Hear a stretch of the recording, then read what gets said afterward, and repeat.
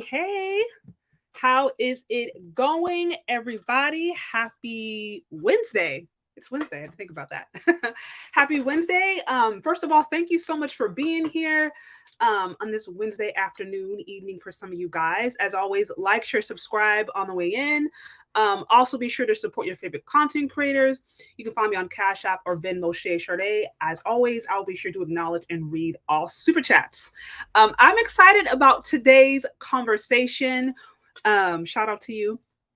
For those of you guys who are coming in here, I'm excited about today's conversation. You guys know by now, the Blizzard King, also known as Uncle D, however you know him, however you describe him, he has a really exciting announcement coming up, and we're going to be talking about a few things, special announcements that he has, as far as just other things in regards to the Black community, Black love, all that stuff. It is always a pleasure to have him on my platform. I know that he is very selective of who he does connect with, so I always consider it an honor for him to be here. So be sure, you guys, to show him some support, be respectful in the comment section, show some love, and without further ado, I'm going to bring him on and we'll begin the conversation.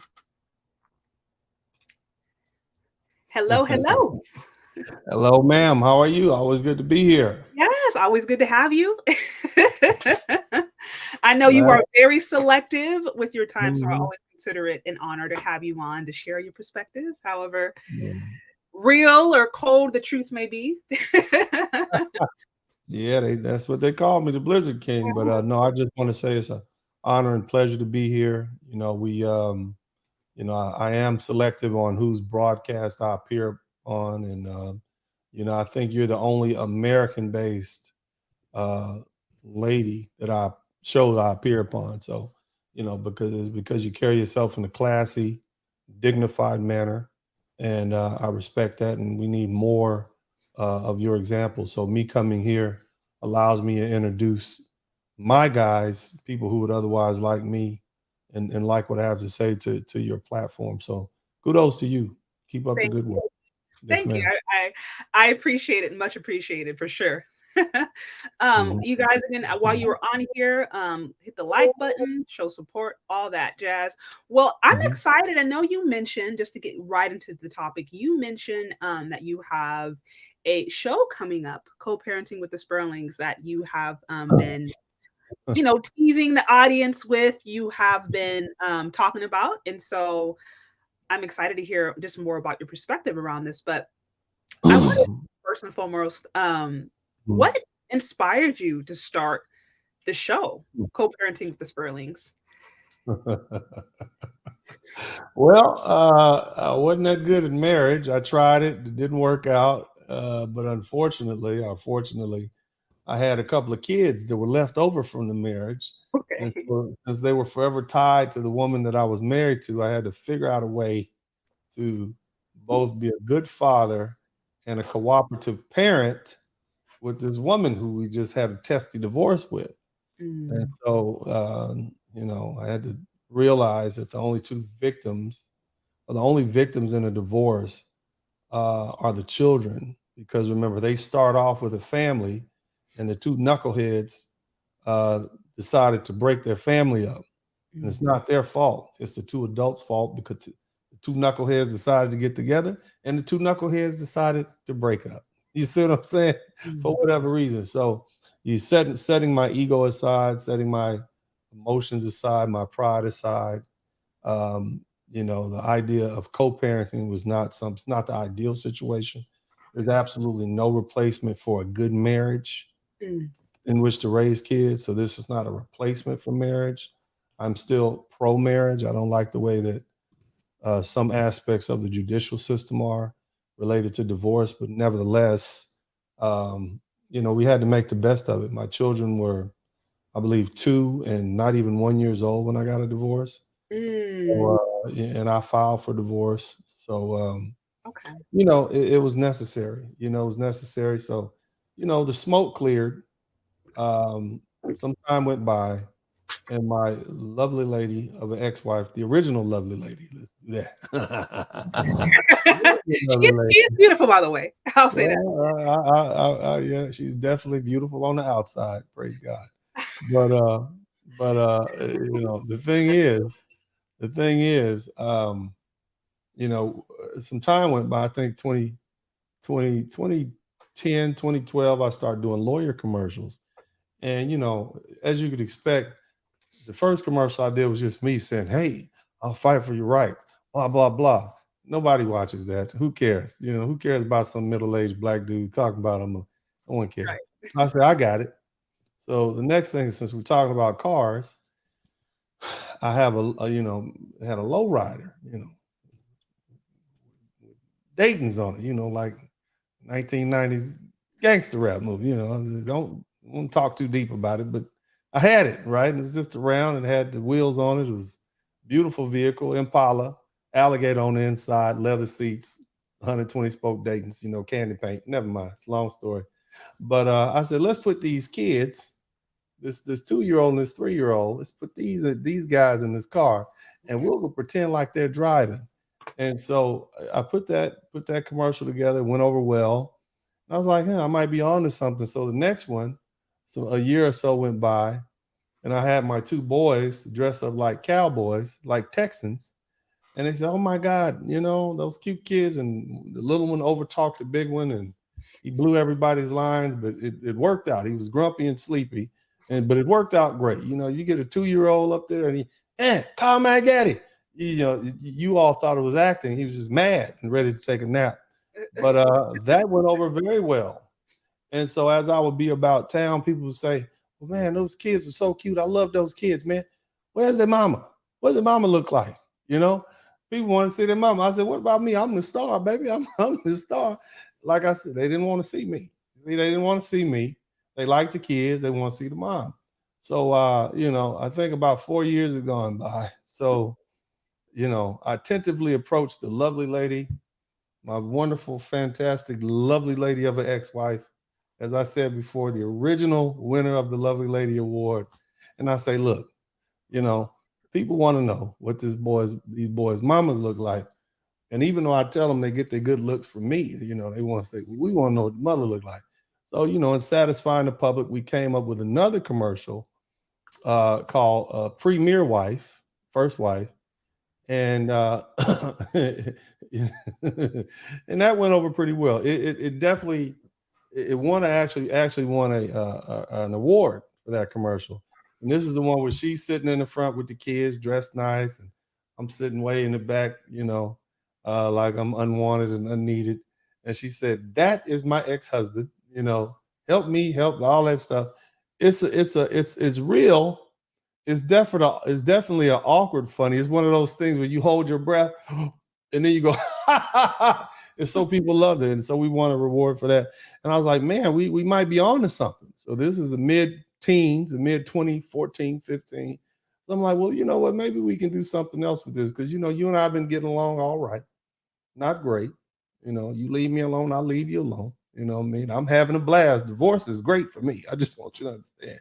Divorce is like the best thing that ever happened to me. I'm flying overseas. I got low riders. I'm having fried chicken parties on Sunday morning with 100 bottles of champagne. I'm living the life. You see what I mean? Having a blast. Nevertheless, I still got to raise these kids. And I said, I think it'd be a good idea if we maybe expanded on this commercial. And so we did. You know, I wrote up the script. I could do music videos and TV commercials. Why not? You know, had $250,000 to burn. Let's see what we can do with it. You see what I mean? So that's kind of how it happened. And so now here we are, 16 episodes later, and you got a reality show, Co-Parenting with the Spurlings. It's a series about me, a successful attorney, and my home life and how I interact with my lovely ex-wife and our children. She's going on dates. I'm selling lowriders and rapping. You see what I mean? She's going to the beauty salon and having a good time, and I'm living my best life. You see what I mean? I'm hanging out with Just Brittany. Who else am I hanging out with? I'm hanging out with Beans and Cornbread. Coleon Noir and I go to the shooting range. So I'm living my best man life at this time. But we still have the kids. You see? So you see how it definitely is. There's no woke in it. Okay. Nobody sliding down any rainbows. It's going to trigger I want you ladies to listen. Some of the things I do is going to trigger you.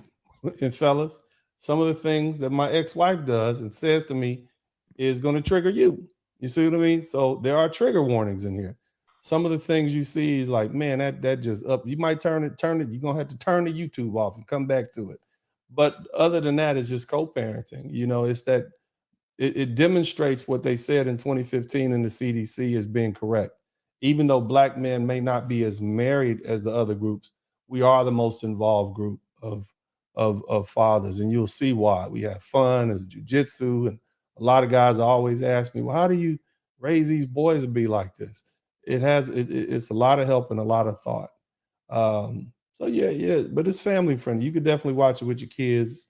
No cursing and carrying on. They get to see Uncle Didi attack dog every night, 11:30, 12 o'clock.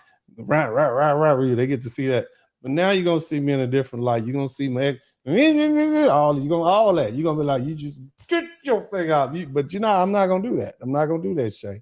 But I'm thinking about it, and you can see that I'm thinking about it. So anyway, yeah, we're gonna have a good fun. So that's tomorrow at 7 p.m. Tomorrow at 7 p.m. Central Standard Time, 5 p.m. Pacific Time, and of course 8 p.m. Eastern Time, right on my channel, Esquire Entertainment. So you guys can check it out for free. And look, it cost me $250,000. Didn't cost you nothing, okay? But you can't say that Black men aren't trying to do something to help change the image of Black folks. This definitely, you got a Black man who's a lawyer and a Black woman who's a principal, or I don't know if she was a vice principal, or whatever the hell she is. Somebody educated and somebody else educated, raising their children the best they can, trying to create upstanding citizens, little Black boys. And, I think you guys will like it. Yeah. Absolutely. Well, you guys definitely be sure to check it out. Thank you so much also for the explanation. It sounds like there was a lot that led up to that. So very interesting story. A lot of prayers. Hallelujah. I'm if I'm wrong here, right? But I've heard that, well, a couple of things. Anytime you put, your life, your personal life, and camera, that can add a level of pressure to the whole scenario, add a level of intensity. Did you experience that at all with, whether it be with your, raising your sons or navigating co-parenting? Did you find that being on camera intensified things or not so much? Well, yeah, definitely. I mean, it was definitely some blow-ups, some real on-camera blow-ups, because there was still raw emotion in there, Like even today, God bless her. We wish her well. I don't really want to be in the same room with that lovely lady like that. You know what I mean? I pray for her and I pray, and I'm happy. Like, I think she got a new fiance. I'm happy that she got a man. I'm so happy. She got her own man. You and your handsome prince, you lovely lady and your handsome prince. I want y'all to go off into the sunset and y'all white chariot and just be blessed. Praise God. You see what I'm saying? I'm happy for that. Just let me get off this child support as soon as possible, Jesus. That's all I want, to get off this child support payment and go about my life. Praise God. But yeah, it was definitely some blow-ups. You're gonna catch some of the blow-ups. And so, it's real though. I mean, it's just, we having honest discussions. I mean, at one point, I bring a dog into my house. It's my house, right? I bring a dog into my house, and she got something to say about me bringing a dog to my house. Like, man, we've been divorced for 5 years. Why are you even in my house? You see what I mean? Why I come home and she in the kitchen making my children a sandwich? No, you're supposed to drop them off with the nanny and keep it pushing, LaBoo. That's what you're supposed to do. You don't need to come in here. This ain't your resident. She in there making sandwiches, and I'm like, okay, what do you say? You really, that, you're like, why are you here? Why did you get your payment? Did you get your monthly payment from the attorney general? You don't need to be here no more. This ain't your establishment. So stuff like that, and the guy's gonna be like, why is she here? And it's like, I ain't smelt that in 5 years. I don't want you. You got to go. You see what I'm saying? We ain't doing nothing. You ain't supposed to be here. But I bring the dog in, and she's running from the dog, and the kids running from the dog. And I'm like, that's because they hang around you too much.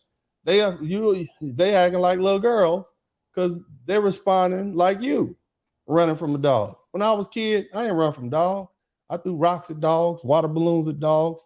I hopped the gate, stole the dog's peaches, ran back to the other side of my gate.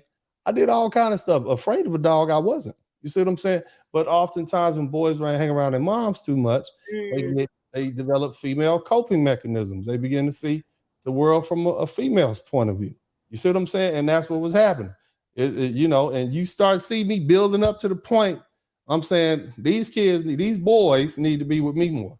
There's a show where I take them to the DR, down to the Dominican Republic, and I'm like, y'all soft. You out here playing with these tough, strong Dominican kids. They out here and y'all talking about y'all didn't have y'all Pop-Tarts. Do these kids look like they eat Pop-Tarts? They get a Platano a day. And they come out here in the hot sun and they play from 6 in the morning to about 7 o'clock at night, then they go to the beach. You understand? And y'all out here with your soft American selves complaining.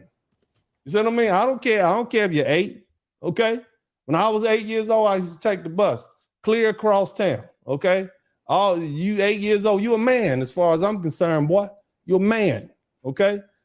Act like you got some hair on your chest. See? This is the conversations that I have, these daddy conversations that I have with my children. But it's fun. I take them to the slave museum down there in DR. So it's not all just that. They're introduced to an attorney who's a Dominican lady who's an attorney. They get to see other people of color, Black people, people of African descent who speak Spanish. So it's opening things up. My lovely, wonderful ex-wife goes on a date with a handsome young man, and he's trying to get her to eat octopus, and he don't know that she's from New Orleans, Louisiana, and octopus is not something they eat. And you can see the look on her face when she say octopus. It's a wonderful show. It's very awkward for a lot of people.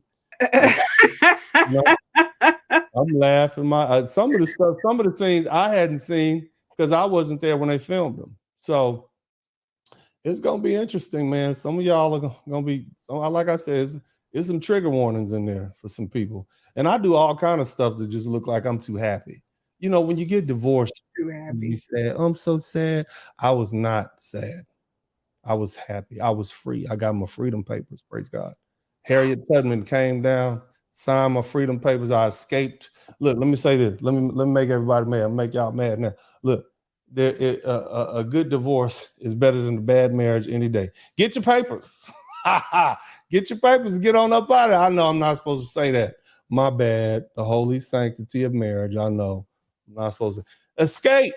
Get away. Get away as quick as you can when you're young. That's my philosophy, okay? Run away like the Native Americans, come back and fight again another day. I'm going to walk down that aisle again. I got me a new one, okay? I got me a new model, okay? I sent that other one back to the environment. She out there fending for herself, but she got my child support money, and she found a new man. I'm happy for her, but I had to retch back and give me a fine young 20-something-year-old to start over again. That's what I'm doing. Praise God. Yes, Lord. That's what I'm doing. So you said, because you mentioned earlier that you actually filed divorce papers, which is kind of rare, right? Usually it's 70% of the time it's women.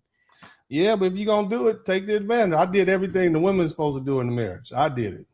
What do you mean you did everything? I got all the stuff. I got the house, the cars. I got everything.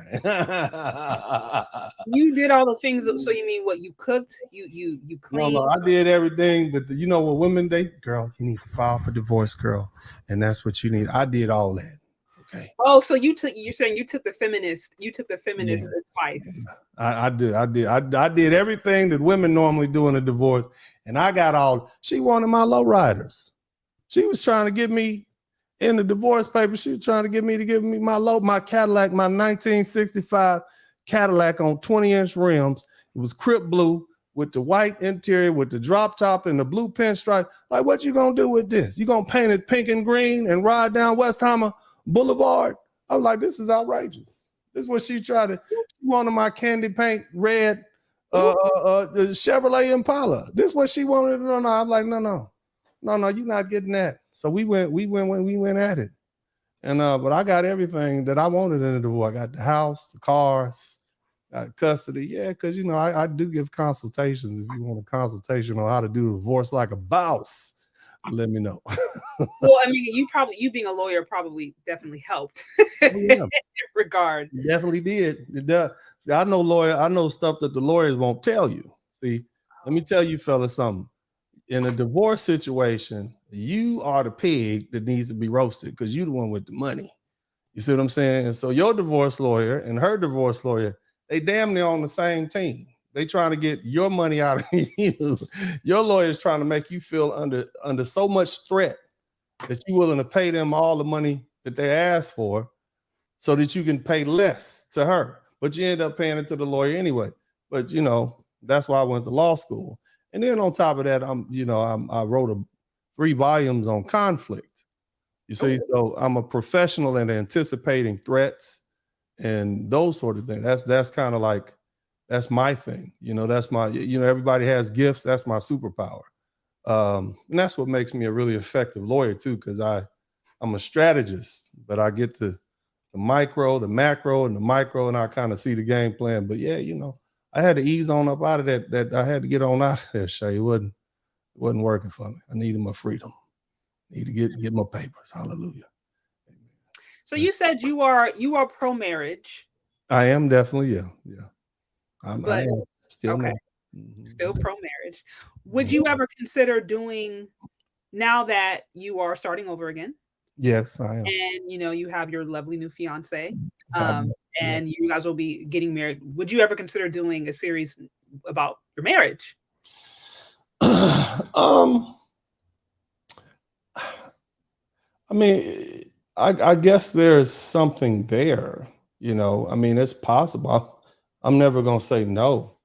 Um, but I understand how to raise kids in a co-parenting situation. Okay, I got that down. We're gonna raise them up. They're gonna be strong, physically fit, smart, intelligent. We can get them off to college. Okay, all right. I can show you how to get them there without so much trauma. I can talk to you about how to get along with your ex-wife. First thing is you got to put. And look, I didn't date seriously for 10 years. Okay, and I know before people say, I know I got a baby mama that happened in the halftime period, but that wasn't my fault. I was in Jamaica. I got drunk. That was Okay. your fault. That wasn't my fault. Okay. It wasn't, don't blame me for that. So I got a third son in Jamaica somewhere. I've been fighting for him for 8 years. But nevertheless, as far as a serious relationship, I waited 10 years because my sons needed my attention. You see? So I was kind of like passport bro by default. And I know, we got a lot of passport bros in here. So I'll go hang out, have a good time for a couple weeks, come back. Nothing serious because I needed to focus on getting my sons from 1 year old to 16, 1 year old to 14. So I needed to focus on them.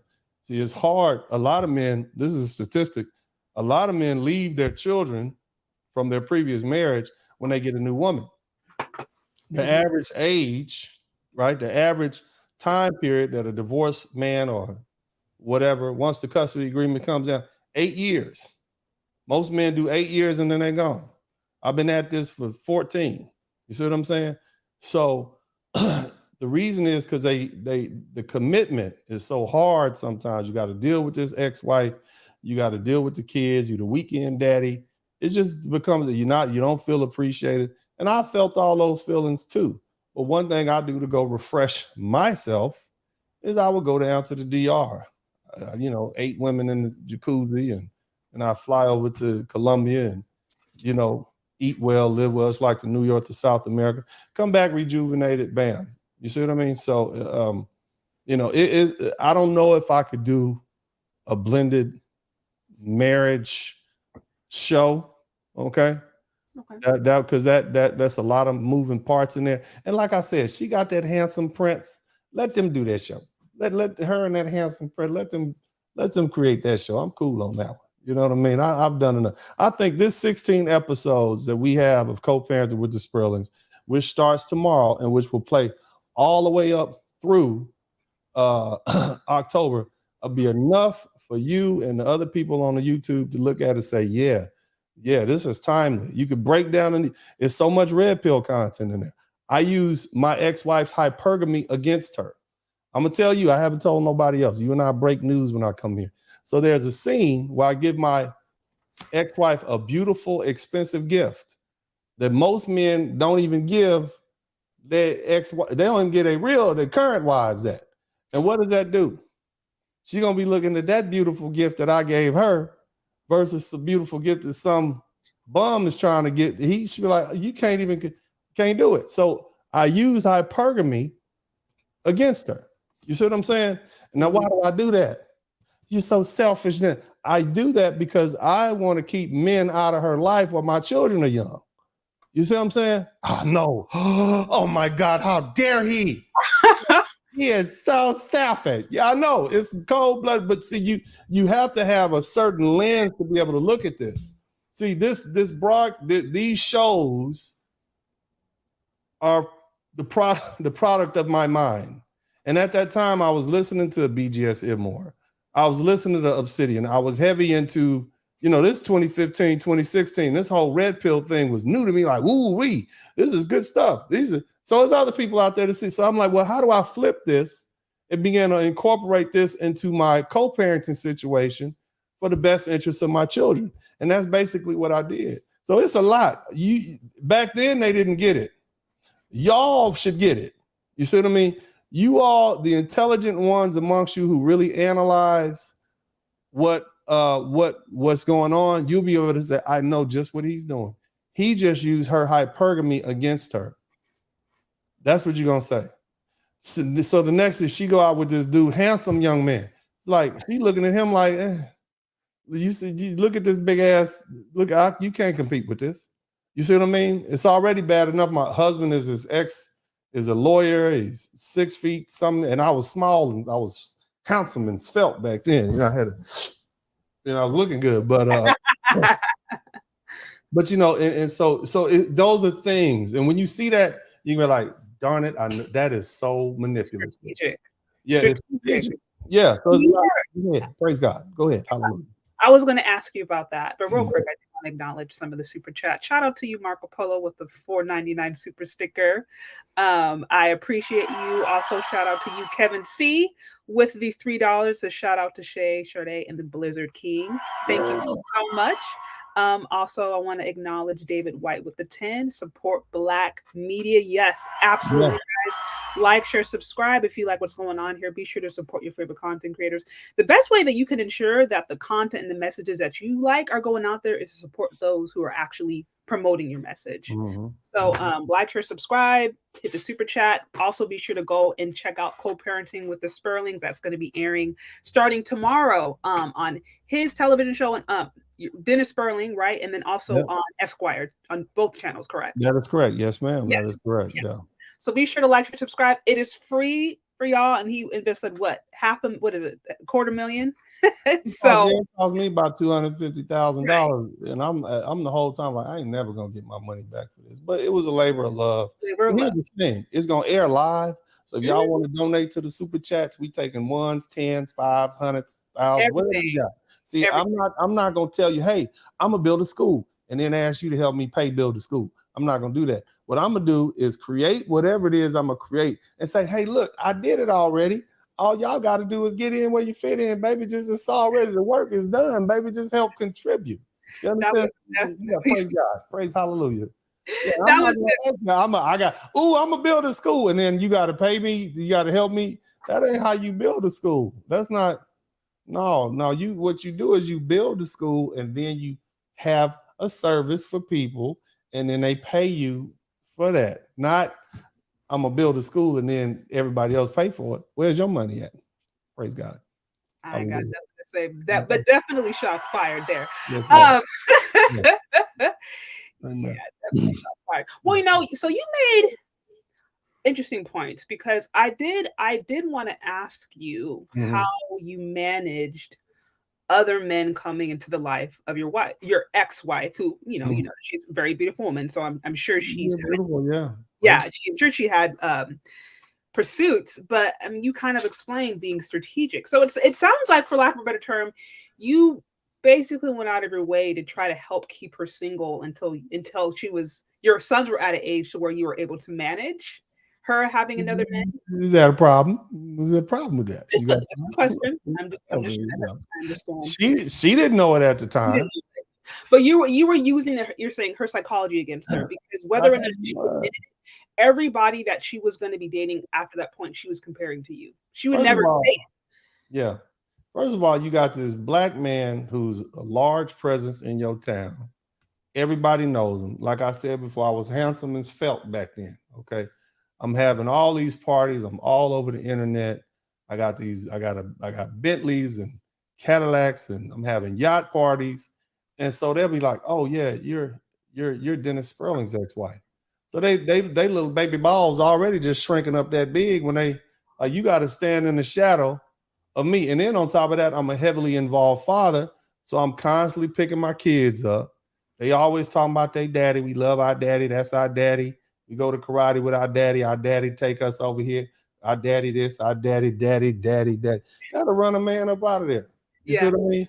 And see, the other thing about letting other men know that your presence, they're not gonna really give your kids a hard time. See, so my public persona is this. This is a big, angry black man who might fight. You know what I'm saying?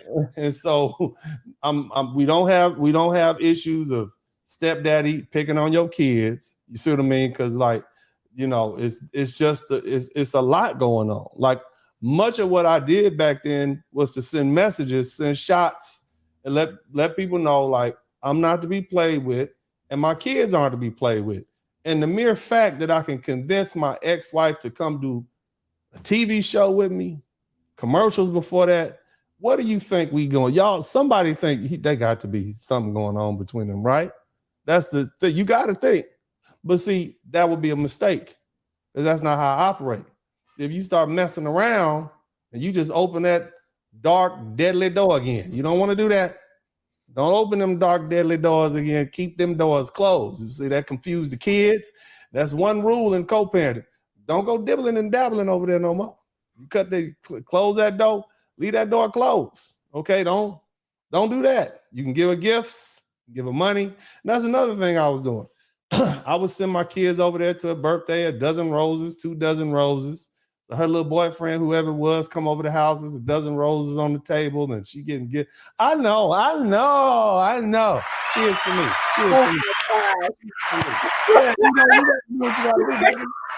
Yeah, you were basically setting her up.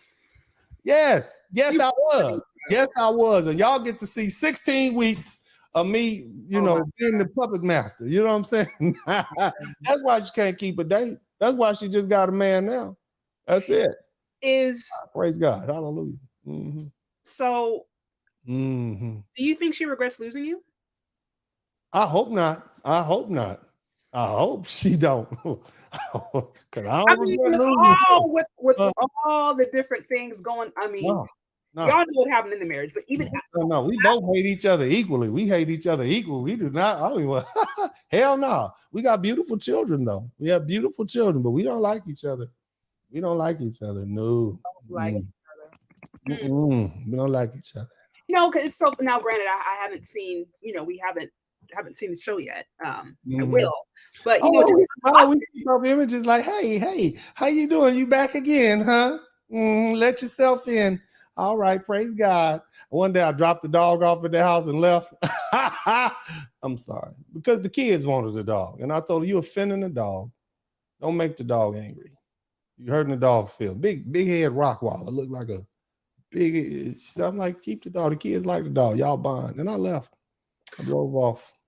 It's interesting because on the optics, right? Just if you look strictly from a visual point of view, right? Tall, handsome man, beautiful black woman, like it can look like, oh man, this should have been great. This is the kind of stuff that people, dream about. Yes. But just looks are just one component. Yeah. We look great on paper. I'm an alpha. She's an AKA.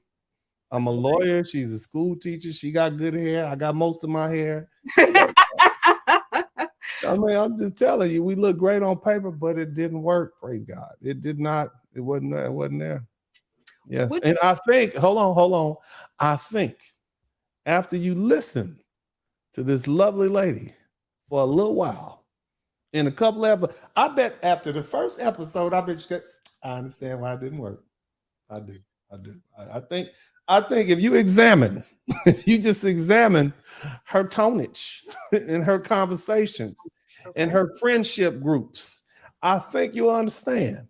After I would say after about the first 5 minutes of the first episode, now I understand why she and that man didn't get along. Yes. Modern woman. I'm sorry. Excuse me. Well, when we first started, modern woman. Sorry about that. Woo! Ooh, that's something in my throat.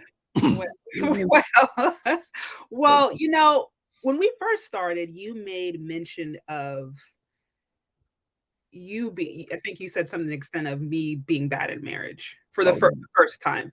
Mm-hmm. So I'm sure, right, there's two sides, three sides to every story, right? Here's her side, the truth in the middle, whatever. What do you think now, looking back, now that you're wiser, mature, had more experience, looking back, what do you think you would have done differently if you were to advise your younger self?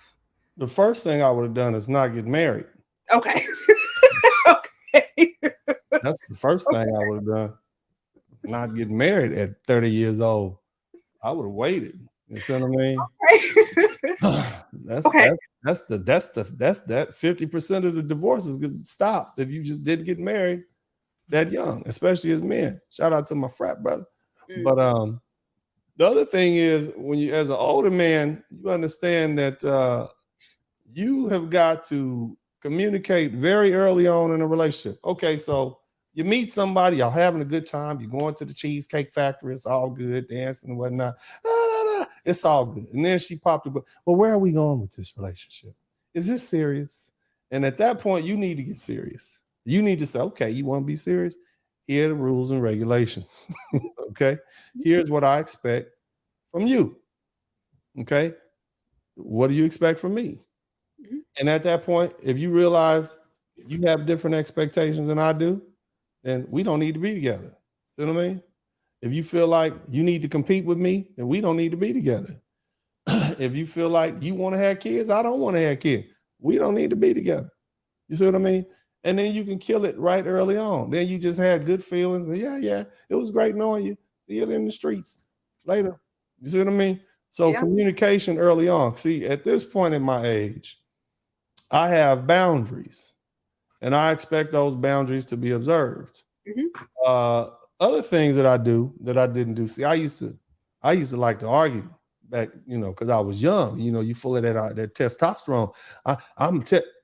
No, I don't argue now. I pay all the bills, so I don't have to argue. There's nothing to argue about. If you want to argue with me, then you just making up stuff to argue with. And I can do that because I'm an older man who's established. Let me give you a case in point. My lovely, wonderful, fantastic ex-wife, strong, independent, in a mind, not in a wallet. In a mind, not in a wallet. Her mind is strong and independent, but that purse is not strong and independent. Okay. So the situation was like, hey, why don't you do these duties around the house? I work all day too. Yeah, but I'm paying all the bills.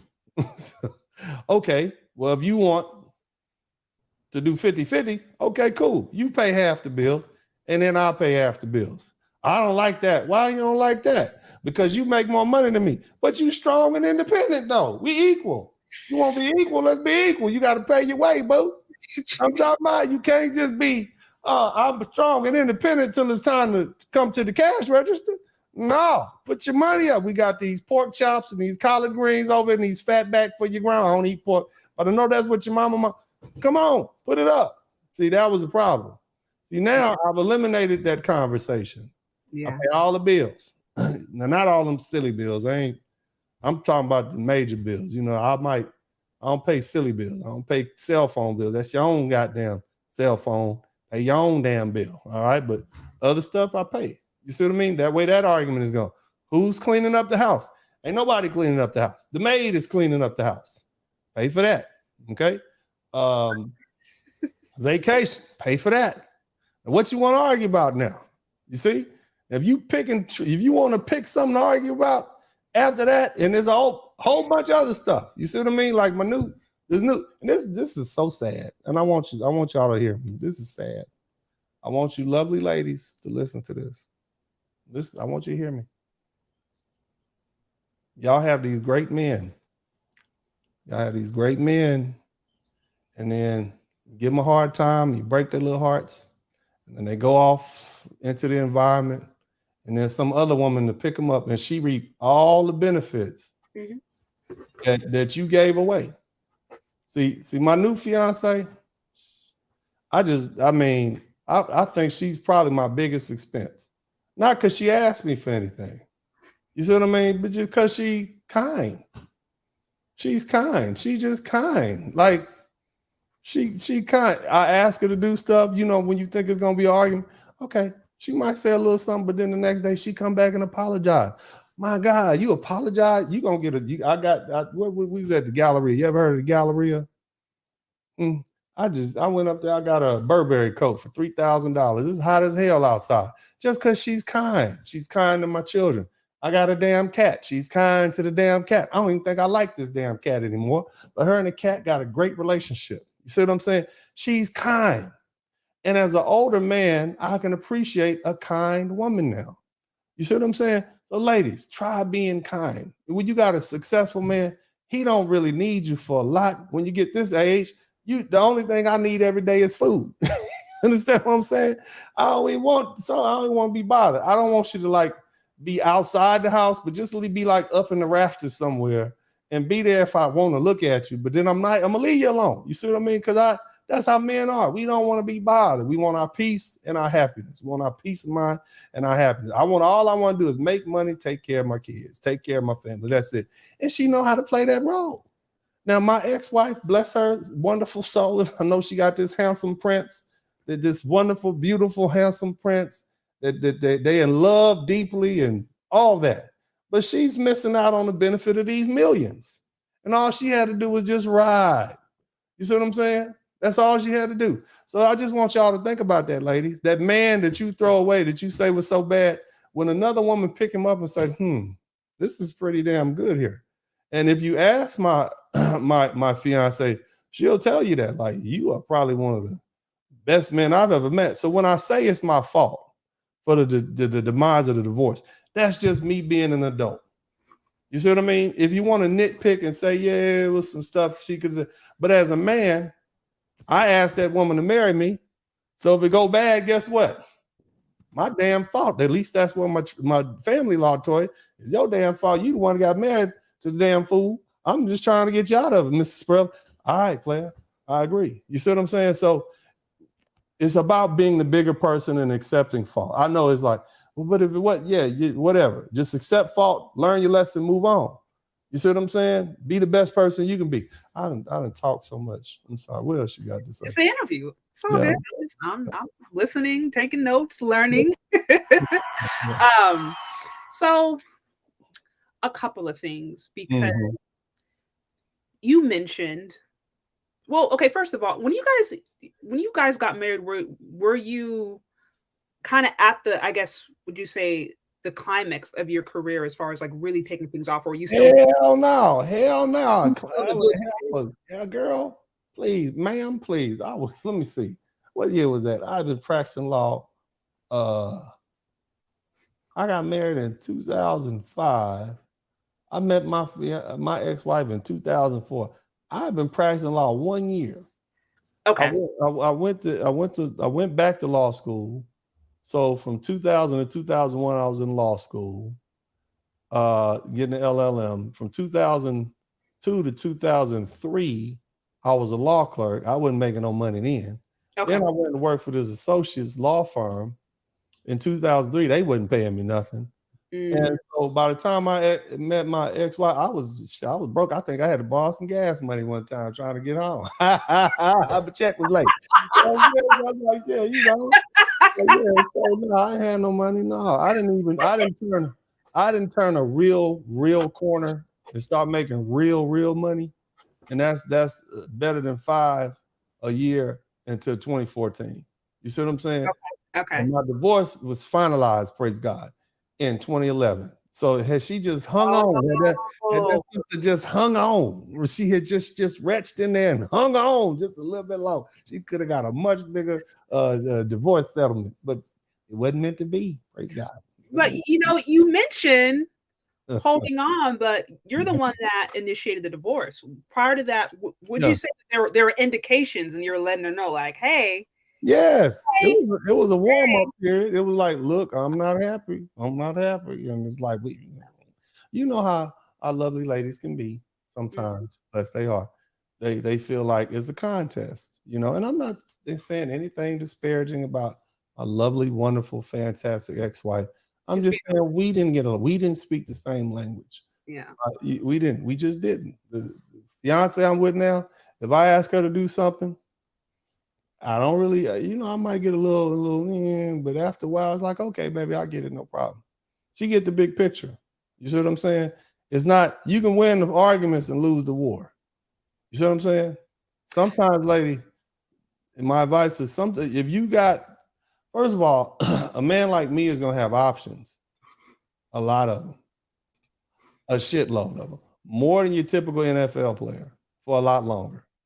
You see what I'm saying? So just understand that, okay? On top of that, I can move in silence. I can go overseas. Nobody know who I am.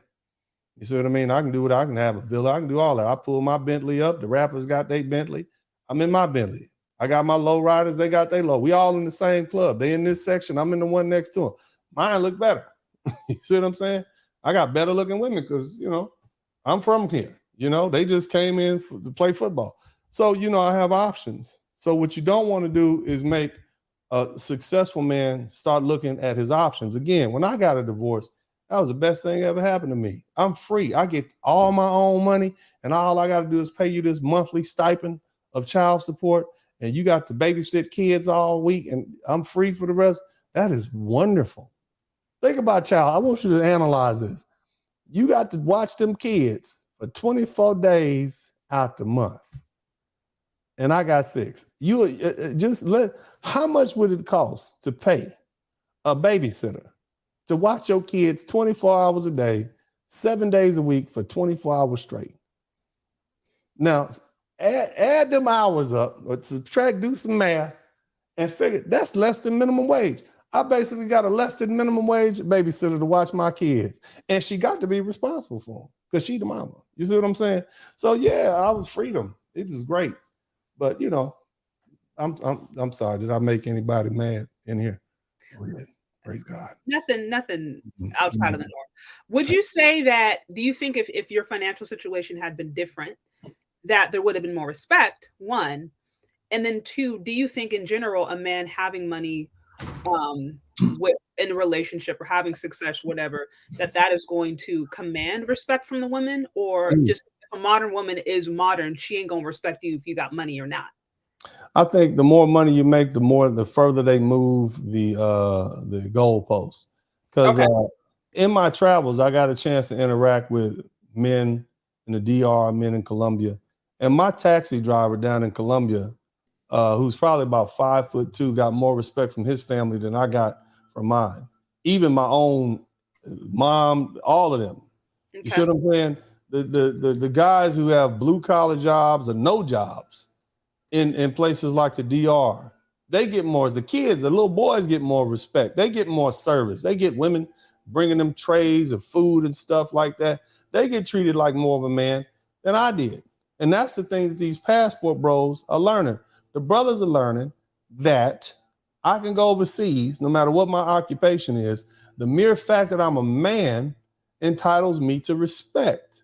The mere fact that I'm just like the mere fact that you're a woman, you expect protection from men if something was happening to you. You expect men to come up and save you. Yes, the societal requirements is that men are supposed to get respect and women are supposed to get protection. Society-wide, that's in all those countries. You see what I mean? So it wouldn't. In this country that we live in, they tell you, well, you don't make enough money, but that's not how it is in the rest of the world. Your sex determines how you're treated in that society. So, there it is. I hope I answered the question. I do completely agree that, first of all, I think a lot of women actually hinder themselves and undermine blessings they could have in their life because they don't recognize the power and the influence that men are actually supposed to have in their life. I don't know if it's the feminist thing, just or the way the culture has evolved, or both. But this incessant need to try to prove that you don't need a man actually robs a lot of women of the very things that they need to really thrive and succeed. I agree.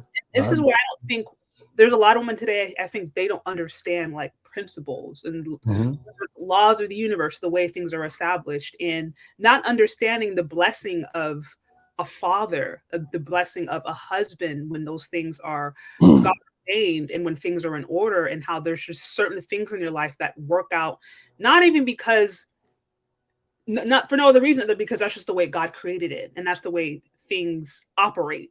When they're operating according to their intended purpose. So I think there's just so many women who talk themselves out of living their best life because they feel the need to compete with the very men who are actually they're supposed to work with, and they're supposed to lift, and they're supposed to help support, and they don't understand how the very need to try to prove that they're independent or prove that there's something is literally shooting themselves in the foot.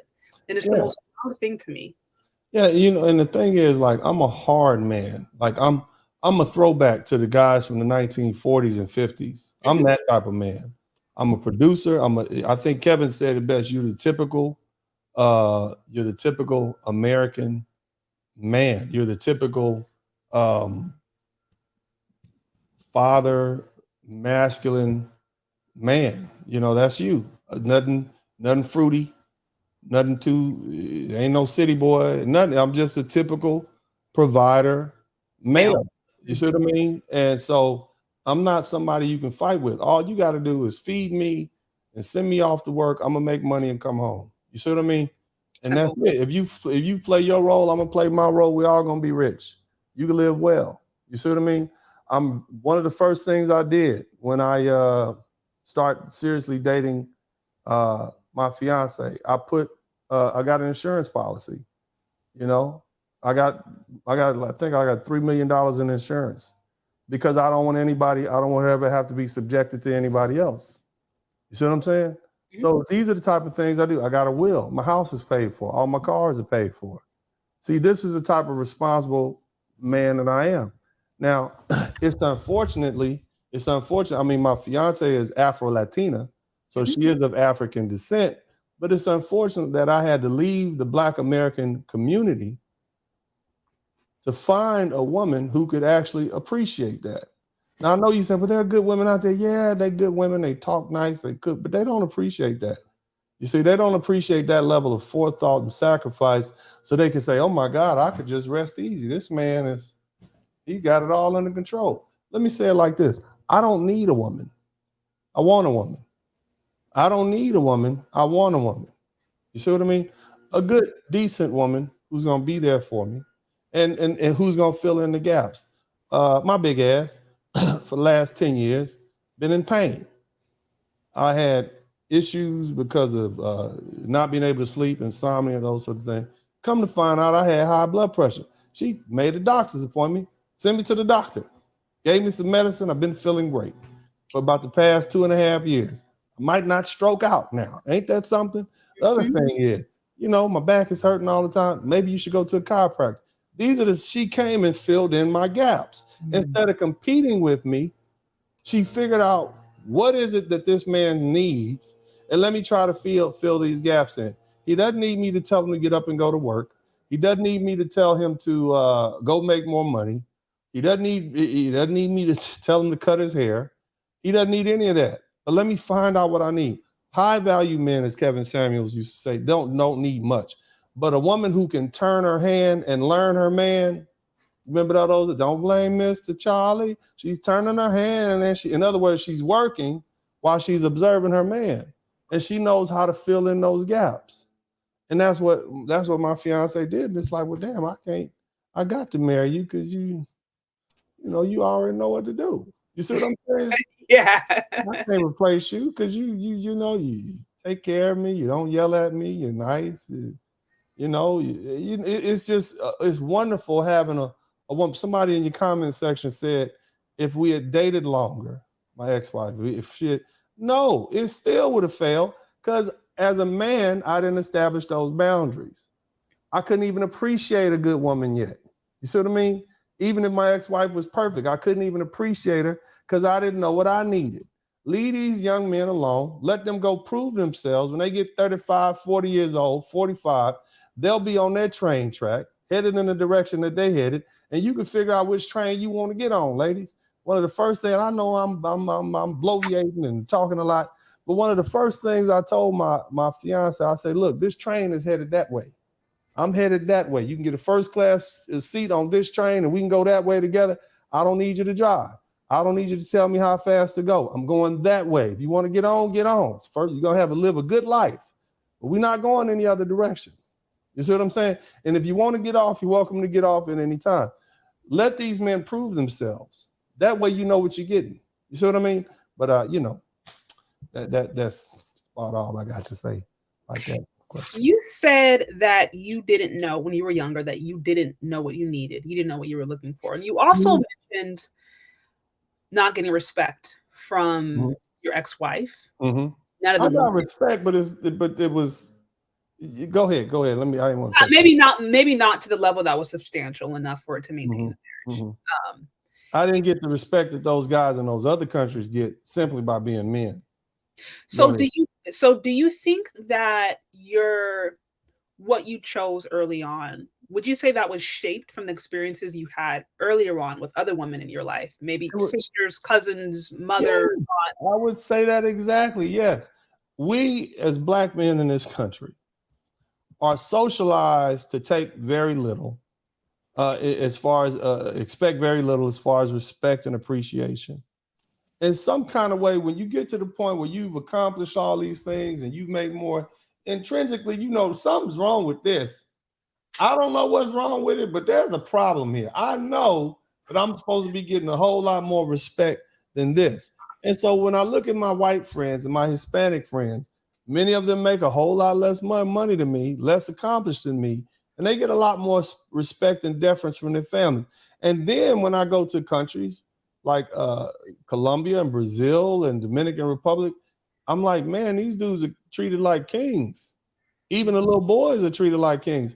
And at that point, when you immerse yourself in the country and you learn the language and you learn it, and you, heaven forbid, if you start dating one of those women and you live there and they start serving you and waking up in the morning and making you breakfast and these sort of things, you can't go back to that. You like, I knew I was right. I knew I was right. And that's where I'm at now. And so even now, my fiance, she wakes up every morning, makes breakfast, makes dinner. You know, I gained a little weight, but bottom line is she'll do it, you know, if I ask for it. And she'll do it if I don't ask for it. But I had to tell her, stop making all that goddamn food, girl. I'm swelling up like a blimp. But trying to look good on the internet. What's wrong? My face getting fat. But no, yeah, that's what it's about. Once I learned what I'm supposed to get. And at that point, I couldn't go back. So and that's a lot of these guys, is 51% of Black men aren't married and don't have kids because they're just not going for it. They know intrinsically there's a problem with the dating scene in America because the women aren't giving them that respect and deference that they're supposed to get in exchange for protection and provision and so on. You see what I mean? But yeah, it was early on in my relationship with mama and all them. That's how I learned. That's how I was socialized. So yeah, I ain't like that either. Praise God. Go ahead. Very, very interesting. Real quick, I want to acknowledge some of the super chats. MS Delta guy, shout out to you with the 20. It says, hello family, living well is the best revenge. Thank you so much for the support. Shout out to you, Travel Dazzle, with the $4.99. It says, Shay, Uncle D, I appreciate you both just popping in during Orlando layover from Cartagena, Colombia. I'm Black, but can't wait to go back to my lady. Shout out to you. Better You says, for the frat bro of 6, sir. Yeah, frat bro, I was 6. And Bella Rings, it's always so good to see you. Love her content. She's another beautiful married Black woman. Kids, great family values, great channel. Be sure to check her out, guys, if you haven't already. Shout out to you, Jamari, with the 5 on the super sticker.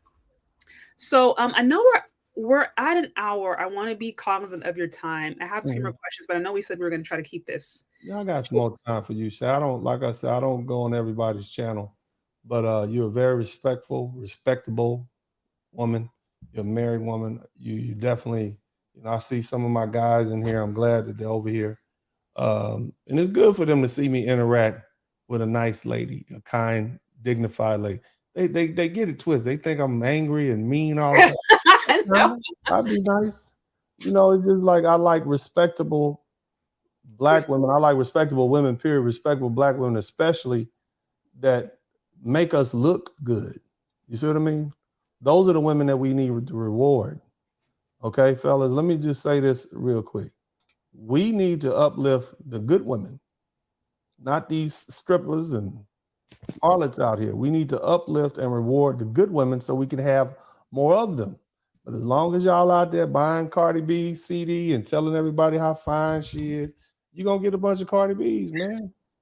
That's what you're going to get. What's the new one? Oh, hit the bug of New York. New York. You see the little girl with just like, get the bug of New York. Glorilla? You talking about Glorilla? That's a no. It's another one saying, "Get the F out New York." How did we hit it? Get the F out New York. Wait, like, was she the one? I think I seen somebody post. There was like a hot dog, and she was rapping in front of the hot dog. Look, I don't know. But what I'm saying is, as long as we keep rewarding the degenerates, they're gonna be more degenerates, and it's gonna get worse and worse. It's a bottomless pit of degeneracy. Okay, it can go. It's gonna get to the point you're gonna have women marrying dogs and horses. Oh no, absolutely. You know what I'm saying? That's absolutely, yeah. We need to begin to uplift the good Black women, the decent Black women, the loyal Black women, the honest Black women, and I'm just talking about the folks in the Black community, so we can get more of them. Those are the women that deserve protection and provision, not these skanks. And see, they don't like when I talk like that. Yeah. When did skankism and degeneracy become synonymous with Black? That's what I said. Yeah, you see what I mean? But see, go ahead. No, and I'm just saying, like, the word skank or hoe, right? I didn't like calling women hoes until I figured out that's what they like calling themselves. I seen a music video not too long ago, and they were all wearing signs. Yeah, that's I'm a hoe. And then you had, what's her name, Carisha, over there talking about she is super whore, and she's like laughing about it. Yeah. And then you got, what's her name, Sukiana, talking about she come from a long lineage of whores and tricks. And I'm like, what? Like, these women have millions of followers and support. And to your point, where we want to argue if it's the media or the white man, white spirit, however you want to argue it, at the end of the day, they have a market, a popular market.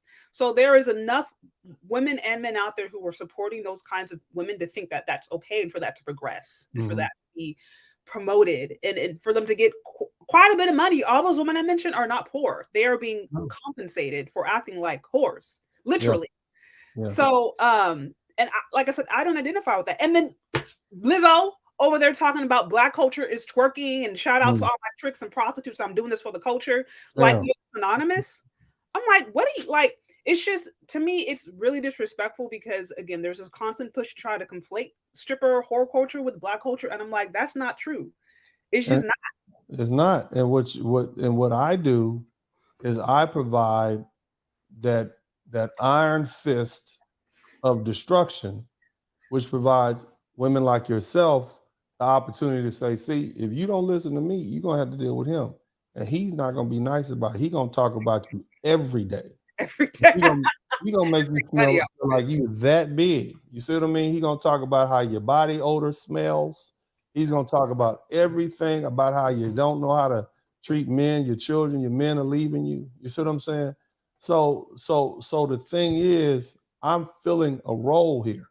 See, they always ask, where are all the strong Black men at? Where are all the strong Black men at? Okay, well, you asked for them, and here we are. But you don't like us saying that. This community that we have, the Black community, is in disrepair, largely because we have absorbed a degenerate culture and made it our own. It's not dignified. It's not classy. If I had a little girl, I wouldn't want her to be mistaken for one of these whores. You got a woman out there who's extremely popular, telling the rest of the world that black culture is synonymous with strippers and whores and prostitutes. Mm-mm. You see what I'm saying? No. You see? Mm-hmm. And if I have a little black girl, guess what? That's what she's going to inherit. And I know this trick very well. Because see, growing up in the 80s and 90s, I was perceived as a thug and a criminal. Not because I was out there committing, I was doing little stuff because, you know, badass little ghetto kid, but I wasn't out there selling dope and gangbanging. But the bottom line is, even as a lawyer, even as a grown man, the perception is that you're a deadbeat dad, you're a thug, you're a criminal, you're all these negative tropes because of the stereotypes. And I don't want that for black women. See, we allowed that to happen to black men in the 80s and 90s. I don't think black women can deal with that sort of heat. You don't want to be walking down the street, man, with your husband, and then some other man say, hey, man, when you finish with her, bring her to me. You see what I'm saying? Like you're a prostitute. That's what we're coming to, because that's the message that we're conveying. I was no, I shared that the other day where I was in somewhere a couple of years ago. Mm-hmm. I was walking with a group of friends, and dude comes up to him. I'm in the city. Dude comes up to one of my friends, Mexican guy, and he's like, "How much for her?" Oh my God. Yeah. I was in a full-blown turtleneck, like no cleavage, nothing. I'm like boots. Like there was nothing sexual about what I'm wearing at all. Like nothing to me that would indicate that I'm of that. We're walking other than the color of your skin. Right. Because see, what's the message that's being conveyed right now or conveyed to everybody who's listening is that the black woman is the whore of the culture. Mm-hmm. That's what, and here's the cold part about it. A lot of these women aren't from here. I did a broadcast the other night. Cardi B, her ancestors are from the Caribbean. Name them. Luke, you remember Luke? You probably too young for that. They had this rapper named Uncle Luke, 2 Live Crew. His people are from Jamaica and Bahamas. All these people are not even from Black America. This is part of their culture, but what's happened is the dominant society has reached into it, turned it inside out, and made something that was otherwise good fun that you had in the Caribbean, something debaucherous. You see what I'm saying? Yeah. And so they've turned it inside out. And now they've labeled all Black women whores. And that's why you had that experience. And it's going to get worse. Let me say that again. Yeah. It's going to get worse unless we hold the line and do something about it. And people don't like that, but I'm that medicine that they need. I don't mind giving it to you. No, you're right. You said that. I've talked to my husband about this plenty of times. I'm like, the very next, if things continue to degenerate, it's like all you got to do is look at the Bible. You see what societies went through before God was like, I'm wiping you out. They start turning to underaged. They start turning to animals, as you mentioned. I'm like, this is the very next, because it's like if you have women already treating themselves like animals, if you already have women who are they're so already in bondage mentally about who they are, about their self-esteem, then them justifying getting with a dog or getting with an animal, it actually would make sense based upon the way they'll begin with children, they'll begin with animals, they'll begin with each other. And then, people, when they read the Bible, they don't understand what they're reading sometimes. Sodom and Gomorrah were sinful places. And what you have to understand about sin invites destruction. Mm-hmm. See, the reason we tell people not to fornicate, it's a sin, because what happens when you fornicate? You get loose babies, you get diseases that destroys your life and your body. Absolutely. Now imagine if you got a culture of people who are sinful. Yeah, that invites destruction. It's one of those laws of the universe, and that's why we in order to have a good society, we start with morality, and oftentimes people overlook that fact. There's wisdom in there. But, absolutely. But I do it to protect the good Black women. I don't give a red hot herring about the Saints. Like, I just don't care. I don't care about them, but there are good women out there, and we need to establish the difference between. I want Black men to marry Black women. I want them to be able to see the faces of their ancestors in their children and grandchildren. I want that. I just don't care if they marry Black women from overseas or wherever. But bottom line is, if you find a woman that's a good woman and she treats you well, whatever her ethnicity is, she brings you peace of mind and happiness, I salute you on that. I don't want you to spend your life alone either. That's not good for man to be alone. But no, people don't like what it, but a lot of people are not, they're too biased. They never heard a black man talk to them like this. F your feelings. I'm gonna tell you what you need to hear. That's why they call me Uncle D, baby. I'm your mama's baby brother. Tell you just what you can, and don't care. Sip my drink and go back to my seat over here behind the table. Praise God. The problem is, and I'm all for kindness. I think kindness has its, but unfortunately, the world isn't so kind. And some of the things that you talked about, the repercussions of this debaucherous, disgusting behavior, the repercussions of that are not kind. No, they're not easy, they're not soft. And so, there is a time when you have to be heavy-handed, especially for hard-headed, rebellious people. Yeah, don't respond nice to kindness. No, they don't. all those type of people, all they respond to is pain and punishment. They respond to you literally have to treat them like the horse crap under your boot for them to hear you. And that's unfortunate for me to have to say that. But, I'm perfect for that job because I don't mind. I enjoy it. I really do. I enjoy it. It's warms my spirit. Something you guys don't know. So my adopted father was raised on a Marine base, and his granddaddy was a Marine. Okay. And he was raised on a Marine base. And my two adopted brothers who I was raised with are Marines, high-ranking Marine. So I don't mind putting a boot in your butt. You see what I mean? And I'm trying not to cuss on you broadcast. I appreciate it. I know. I enjoy it. I'm a perfect boy dad for that. You see what I'm saying? Yeah. And and that's why I really just focus on talking to men. I can't talk to women. They don't know how to respond. He's misogynist. No, I'm just mean. And I don't care about your feelings. That's the difference between me. See, a lot of ladies are so used to simps who, oh, baby, you so fine. I don't give a damn how you look. I don't want to be bothered with you. If you don't have a plate of food in front of you, I don't care. That's kind of where I'm at this point. And a lot of people, how can you just say you mean? Well, it's true. I'm mean. I've been mean a long time. I played football. I was an offensive tackle. Maybe I hit my head too much.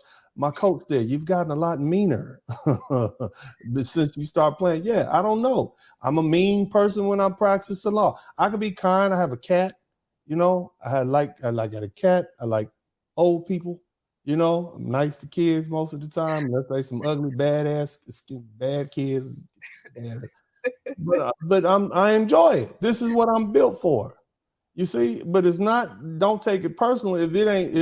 If you're a good, decent, hardworking lady and you're a good woman, I ain't talking to you. I want you to keep doing what you're doing. I'm doing you a job. I'm doing because I don't want you to get caught up with these harlots out here.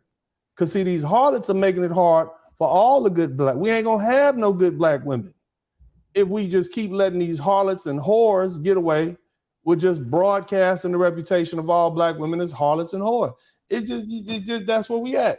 You see? And so, I do enjoy it. Praise God. Go ahead. Well, again, guys, if you're here, please be sure to like, share, subscribe. Again, thank you for hanging out. It's always good to have a conversation and hear your perspective. As you mentioned, I know you don't go on a lot of the. I don't go on them ladies. Lovely ladies. He don't like us. He don't. Why you letting him on here? Well, you already said it. You don't hate all black women. You just hate the damage that has been done from those. I don't hate no black. I don't hate any black women. I'ma just roast your ass. That's the thing. See, you might think I hate you after I get through talking about it. I don't hate nobody. I hate the IRS. I do hate that. I hate the IRS with a vengeance. But I don't hate nobody. I'm gonna give you that work, period. And I'm not gonna have any feelings about it. and there's nobody that's gonna stop me. They've tried. Look, let me tell you. They wrote the bar association. The bar association rejected their letters. This is not your damn attorney, because somebody said something on the internet that hurt your little funky feelings. Don't write us. They called the police on me. The FBI came to my law office and said, "Mr. Spurling, we know that you ain't doing nothing," but all of them came in and said that you trying to hurt black women, so we got to investigate. And so what I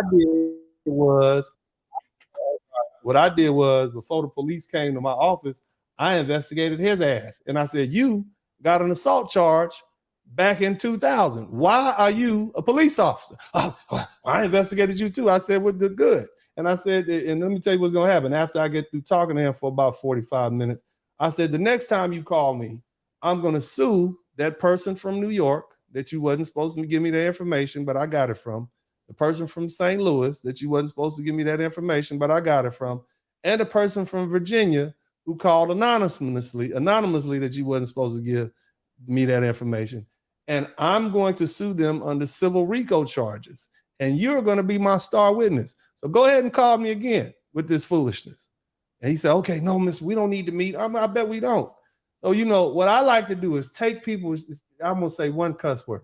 I like to take people's shit and run it back up in them. You understand what I'm talking about? There's nothing I enjoy more than that. So they're going to leave me alone. There's nothing you can do to stop me from my mission. And that is to bring heat and fire and a terrible swift sword to the degenerates in the black community. So they realize it's going to be uncomfortable for us to continue. Why can I do that though, Shay?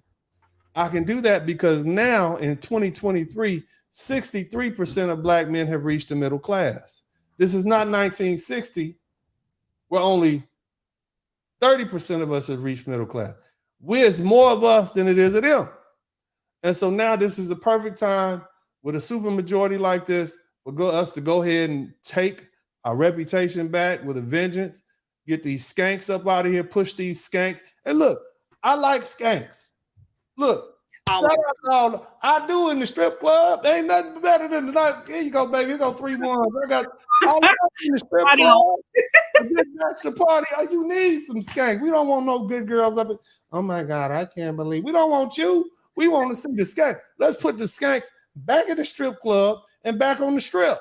Let's not put them in the front of the TV and say this is a representation of black womanhood. Put them back in the dark where they belong. Just like Pookie and Ray Ray. Remember, I'm the one that said I would line Pookie and Ray Ray up, these drug dealers and killers, and pop them right square in the middle of their head and have no inhibitions about it. You see what I'm saying? That's who you're dealing with. But see, here's the thing, and I know that sounds harsh. I'm the product of Black America over the past 40, 50 years. I'm what you made. See, your prophets and your people and your medicine and the things that people need to heal are going to come from within their people. And so this hard line, the reason they call me the Blizzard King is because I'm cool with turning that cold shoulder. And see, the other thing, there's millions of other black men out there who feel just like I do. They cold about it. That's why they follow me. That's why they appreciate it. Shout out to all the ICE lords. Their hearts have become cold to this because, number one, they've seen too much at too young of an age, But, that's a whole nother subject. That's why I put myself on at 10, 11 o'clock at night. They don't want to hear all this. Well, you said a lot there. Mm-hmm. And I'll clarify when I say I don't like skanks. It's not that I don't hate nobody. I just personally believe that I don't know that I don't believe God created women to be skanks, but I understand for some women they just don't know how to be anything else. So there used to be a time when that was like there's a concubine class, and then you have the wife class, and the wife class is the one who is teaching and instilling cultural values, instilling wisdom. It's like people don't understand. Even in the Bible, if you look at wisdom is personified as a woman. So we do have a part to play in actually helping to rebuild and repair community. We have a huge part to play. The problem is we look into the holes, the ones that are in dark, and trying to bring their value system up to the front. And it's like we got things backwards. You can't save these hoes. Yeah, that's you God. not That's you what I look. Let me say, you can't. Yeah, it's a wrap on them. All we can do is not create any more. And the only way we can do this is by using like shame and guilt and the other tactics, making it socially unacceptable for them to continue to be public with their whorishness. You see what I mean? And that's why I tell the brothers, leave them alone. I really only talk to black men, but I do address the fact that, brothers, you got to choose better in your wives. And this group that we have, these modern women that and you know, they always try to compare me to Kevin Sanders. Kevin was great. He was a loving person. He wanted the best for him, and he tried to rehabilitate. I don't give a damn about him like that. If you die, you die. I don't care. I'm gonna step over you and keep it moving. You see what I mean? Like, it's just a different vibe. You see what I'm saying? I'm like, you know, you're a good lady. You know, you're a decent woman. You got a husband. You carry yourself like a lady. You ain't said one cuss word all day. You know, you're the type of black woman that we need to put forth, not Cardi B. Now, what's the other? I can't even think of all these damn names. What's the other one? Yeah, All that. Meg Thee Stallion. Yeah, all that, man. What's her Makes name? all of us look bad. Lada, Ice Spice, Sukiana. I mean, there's a whole Glorilla.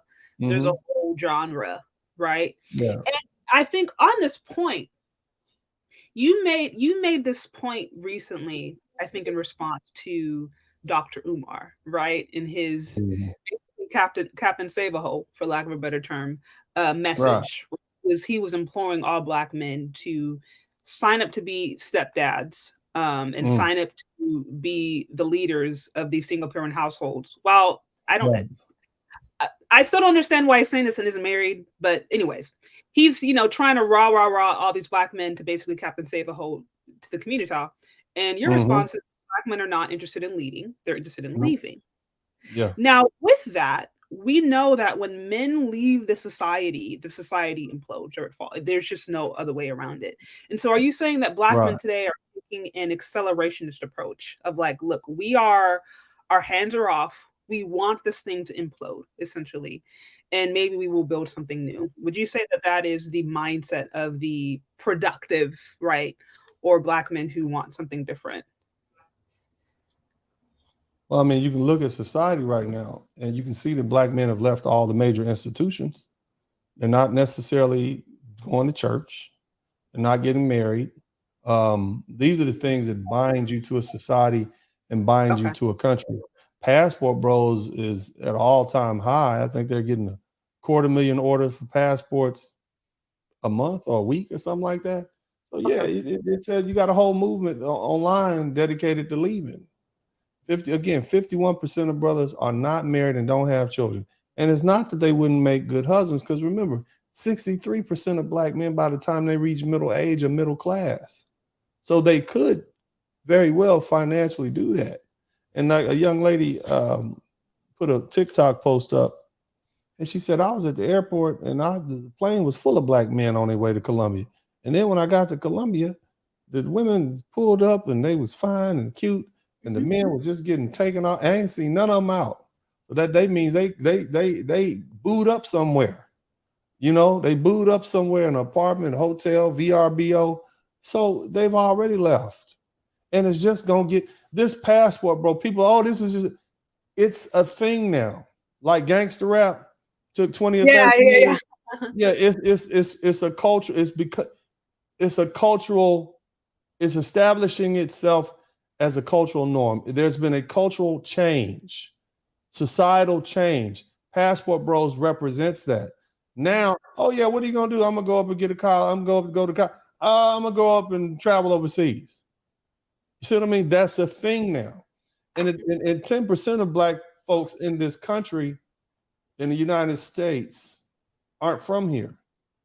So it would seem only natural that they would do that. Yeah. But now you got what we call foundational black American men, especially doing it. And we had that conversation about these lovely ladies going down to Jamaica, getting their backs blown out. I mean, that story, you see how quiet they got? You see how quiet they got after that? They didn't say, they got real quiet about what Passport Bros are doing. So you did great work on that. mad though. They started contacting friends. I had my pastor's wife out in Texas, the whole other state. White lady don't know nothing about this, and she's like, "Why am I getting emails about it? A dentist? Do you know a dentist and a passport?" They were mad. They was looking at all my contacts, trying to shut me up. I'm like, reporting on the obvious. We already know this is happening. There's a book written about it. What are y'all hiding Right. from? And no, it's being it's not even just a book written about it. It's being studied at the collegiate level and university. So this has been, you have movies, you have multiple series based upon this. So this is not new. I guess there's some ladies who are mad. I'm not going to try to understand it. It is what it is. It's not going back. I mean, this world is becoming more globalized. Jobs, you're going to have people who are going international just for better job opportunities. Yeah. We're just more interconnected than ever. So and I'm gonna say, and I gotta go soon. But so I tell men all the time, respect is the currency of manhood. How much respect you garner, how much respect you give to other men, men determine who's the alpha male. Depends on who they respect. You see what I mean? Not women, you know. You can choose who you want, but if we whoop his ass, he's not gonna be available for you to choose anymore. That's pretty much how that works. Yeah. Women, on the other hand, shame and guilt is how you all regulate each other's behavior. And so what you see me doing and what you're doing and what a lot of other content creators are doing, we're throwing shame and guilt out there and got these women feeling bad. To them, that's like violence. See, a lot of men don't understand it, and I talk about this in my books. Women have a unspoken language that they speak. Girl, you dress for the summer. I mean, girl, you ain't got no clothes on. You out here naked looking like a trick. You see what I'm saying? You have an unspoken language. The violence that women can do with their voices and their words is amazing when you really tune into it. The looks that you all give each other. Oh, I don't like her. Why you don't like her? We just got here 5 minutes ago. I don't like the way she's looking at me. Right. Right. My God, what is she? We just got here. Have a beer. I don't feel comfortable. I'm ready to go. Something about her. It's the women have that. You all speak a language that's unspoken. And so now men like me have mastered that language. All I'm doing is throwing shame out there and throwing facts. I'm throwing facts behind the shame. And that's why it makes them so angry. Because I'm not just saying things, I'm making them angry and I'm reinforcing it. And so, anytime I come on your show, you're going to get letters. You got a job. Got a job, you're going to get fired. They're going to find a way to get rid of you. They probably Googling you right now. Well, I'm not in corporate anymore, so I'm safe. Yeah, they can't get me. They mad. They want to get me, but can't. Damn it. And now he's coming out with a TV show. Hate him. So, oh, man. Well, this has been good. Do you have, I know we covered off a lot. Obviously, guys, if you missed it, be sure to subscribe to his channel and be on the lookout for his upcoming series, Co-Parenting with the Spurlings, where he breaks down, I guess, the real deal on co-parenting and co-parenting with a, quote, modern woman, unquote. Lovely, sweet. The first lovely lady. She won the first lovely lady. And she's beautiful. She's a beautiful woman. She's a beautiful woman. She rebounded. I'm happy for her. Yeah, that's good. Good. So be sure to check that out, you guys. It is free 99. All you got to do is like, share, subscribe, and get the word out there. Also, so I wanted to know. I know we touched upon a lot. Obviously, co-parenting. We talked a little bit about just relationships in general. Black women, Black men, Black community, where things are headed. Do you have any, final thoughts or things that you would like to leave with the audience before we wrap this up? I do know you have a place to go, so I want to be mindful of that. Well, fellas, let me say it like this. So there was a social contract, and each group has a social contract. The people who consider themselves white have a social contract. The people who consider them Asian, whatever, they all have a social contract. Black people had a social contract, and that worked well. We left slavery. At the end of slavery, Black men were walking all around the South to find their wives and women. You see what I'm saying? We loved our women. We loved our children. We reunited our families. For the first 100 years after slavery, we built thousands of towns around America. We built universities. We built churches. We built communities. So to blame slavery for where we are today, you got to explain that 100-year run where we had all these beautiful Black families in Detroit, Chicago, and these politicians and these you got to explain that, because we got a man that can't build a high school right now, and the people that was fresh out of slavery that couldn't even read and write built 163 colleges. You understand what I'm saying? So let's stop using slavery as the reason that we are in the situation we are. Let's go exactly where it happened. We went from 1865 to 1965, and somewhere between 1965 and about 1970, it all went to hell in a handbasket. So what happened? Up until about 1965, we had an 80% marriage rate. Over 2/3 of children, Black children, were raised in a two-parent home. What happened in 1965? Let's count it. Feminism came. The war on drugs came, along with the influx of war. The prison industrial complex. We could throw Vietnam in there too, but we've been through wars before. The War 1812, Civil War, World War I, Korean War, World War II. That didn't break up the Black family. So we can't just say it's what? We can't just say it's a Vietnam War. Well, it's the prison industrial complex. But you know what? If you think about it, at the height of the prison industry, there was only 1,500 Black men or 2,500 Black men out of every 100,000 missing. That's like 1%, 1.2%. So you saying out of these other 2 million or 20 million Black men, 1% of them, you can't find a man out of none of them? I don't know about that. What happened was, in my opinion, Black women said, you know what, this social contract that we have, I can get my needs fulfilled somewhere else. Welfare is going to allow me to do what? Be free of this Black man. I'm going to take this welfare check. I'm going to take this affirmative action. Matter of fact, I'm going to go ahead and take this baby deletion operation. So even if he gets me pregnant, I got that in the pill. I don't even have to have his babies. So between 1970 and where we are right now, it was, I'm going to call it feminism. It was so-called women's rights. It was so-called these institutions that convinced the welfare, that convinced the Black woman that she should do what? Opt out of the social contract. Now, these Negroes are hard-headed and they stupid. Somebody write, men are stupid in the chat room. We can agree that I'm not writing that. I'm writing. Men are stupid in the chat room. You're stupid. You're hard-headed and you're stupid. In 1970, when the lovely ladies breached the social contract, you hung around. Matter of fact, in the 1980s, when they came back with all them bastard children, you said, we'll be stepdaddy to the kids. And you played stepdaddy. It was not a very rewarding job, but you did it. In the 1980s and 1990s, oh, we not good enough, but we're going to sell dope and give you all the luxuries you need.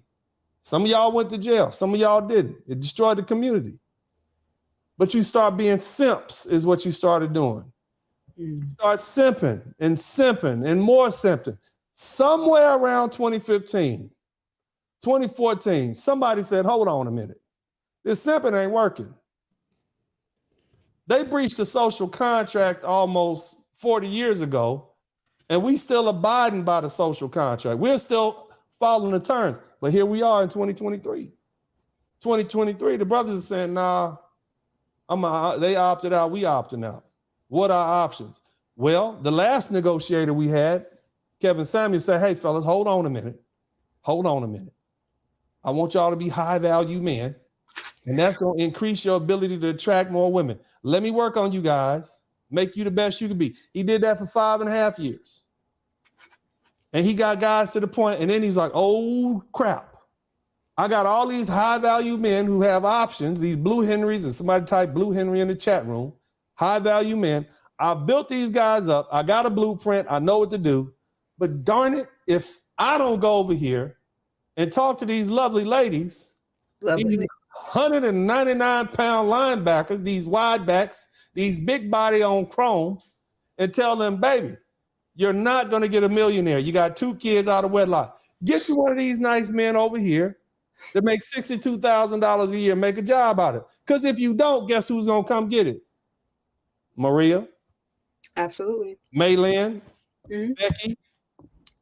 So they're going to come get your men. So Kevin Samuels quickly pivoted and started talking to black women and said, hey, lady, every night. And guess what? He put men like me in a circular, I was overhead like, oh, it's working. It's working. Look at he's working. He's finally convinced. People understand what we're going through. They know what I was dealing with my lovely, wonderful, fantastic, magnificent ex-wife now. Now they get it. I feel vindicated. And we felt good. And we watched night in, night after night out after Kevin Samuel whooped them tricks. He whooped them in the place. He showed the world what we were dealing with. We would give him how much? $1,000, $2,000. This is what's letting you know this rang true with black men. That's why they paid him so well. Because he spoke the truth to them. Okay. And see, Kevin knew what was happening. If I don't try to help these lovely ladies reduce their expectations, these high value men are going to bounce. He knew about passport bros. Hell, I was a passport bro when he met me. He told me to join the damn mixed group. I'm like, Kevin, I got a villa full of fine women. What are you talking about? I'm not good. It took me 4 or 5 months before I even said, yeah, okay, add me to your little stupid little group, dog. You see what I mean? I jump in there. Damn Kappa, you don't know what you talk about. Me, get up out of it. He added me to the little stupid little group. And then with it, like, I still ignored it for about another month. And then I checked my messages, and that's how I met my fiance. But even then, I still wasn't a believer. But then guess what? Kevin Samuels died. Kevin Samuels died, and they crapped on his death. They said he didn't know what he was talking about. They called him misogynist. And guess what happened a couple of months later? The floodgates for passport bros opened. He was the last person that gave black men hope that something could happen. He was the last negotiator. That's why they call him a saint. That's why they call him a prophet. That's why I just say he was a hell of a negotiator. He was a mediator. Look, I'm going to try to lower your expectations so you would take some of these dudes so we can get black folks together again. That man wanted black people to be together, black American people to be together. I don't give a shit. You see, I want black men not to shoot and kill each other and be frustrated and never have children. So I don't care where you get your wives from. Kevin was different. He had a distinct love for black people. He had a black mama who he loved, a black daughter who he loved. He tried to get married, 2, 3 times. He wanted to be married. He was trying. He liked marriage. I don't know why, but he loved marriage. You see what I'm saying? After 2 times, I'm done. I told my fiance right now, if this don't work out, I'm going to be in the apartment somewhere in the Caribbean with my feet up every day. You understand? Don't call me. I'm going to have a small room that nobody can come visit. That's what I'm telling you. But he loved it. He loved the idea of it. God bless that man. That man was truly a saint. But see, now that's over. Now all you got left is the Blizzard King. And he told you when it was coming, ladies. He told you when it was coming. And this group of black men, we represent that winner. Because see, now AI is taking over. You're losing your jobs. And you ain't got no men. Y'all be with each other. Y'all go ask the government who y'all breached the contract for. That's where we at right now. And it's going to get a lot worse because there's nobody that's going to save them. So if you got a husband like this beautiful lady right here, hold on to him. Don't let him go. Hold on to him. Girl, look, let me tell you. You want your eggs sunny side up? All right, daddy. Whatever, hold on to him. You got a good man, hold on to him. None of them are perfect. As successful as I am, I'm not perfect either. I'm a difficult man to deal with. You see what I'm saying? But my fiance, bless her, I don't know how she's figured this out, but she's figured out how to deal with me. And I'm just, I'm like, what they say, you cross between a grizzly bear and a teddy bear. Yeah, she get the teddy bear. You see what I mean? So hold on to your men, ladies, because it's not going to get any easier. These black men, as my grandma used to say, these black men ain't studying you. they ain't studying you no more. And they done with it. These brothers are going overseas. You cannot convince them that some big 220-pound wide back is attractive. They are not race loyal. They're definitely not nationalistically loyal. They're going to go to Colombia and get them a fine, beautiful woman, a Brazilian woman. They're going to do that. Men are only limited by their options. You got 63% of them in the middle class. They can afford a little $400 ticket and a week off.